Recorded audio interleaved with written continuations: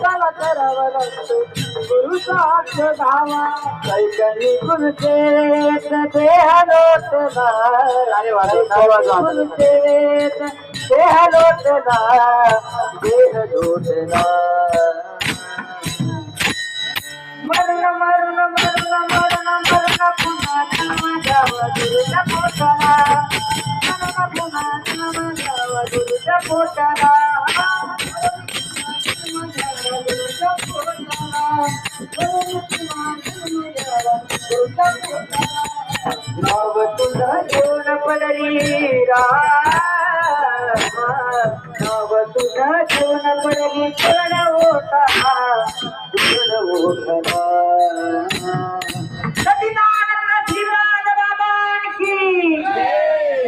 पुन्हा जन्म घ्यावा तुझ्या पोटाला पुन्हा जन्म घ्यावा तुझ्या पोटाला जन्म घ्यावा तुझ्या पोटाला पुन्हा जन्म घ्यावा तुझ्या पोटाला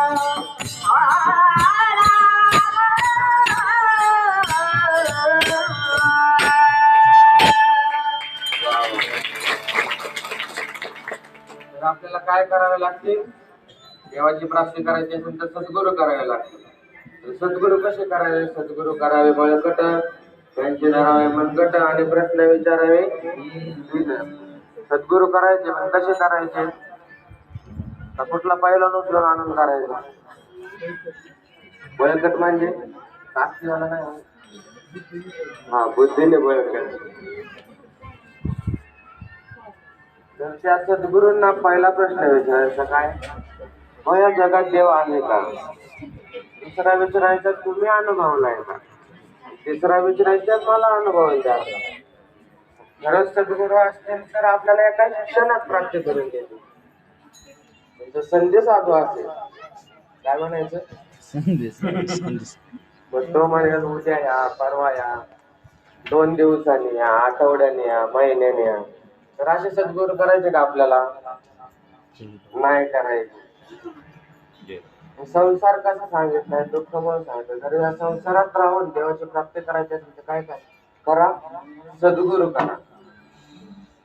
सद्गुरू केल्याच्या नंतर ते आपल्याला नाम देतील, अनुग्रह देतील, माळ घालतील, देवाची प्राप्ती करून देतील. त्याच्यानंतर ते देवाची प्राप्ती केल्यानंतर मग आपल्याला या संसारात राहून देवाची प्राप्ती होईल व सुख लागेल. पण आपण आवडीने केली पाहिजे. कशी केली पाहिजे देवाची भक्ती? जर आवडीने केली तर देवाची प्राप्ती होईल. पण आपण तसं करतो का? आपल्या सवडीनुसार आपण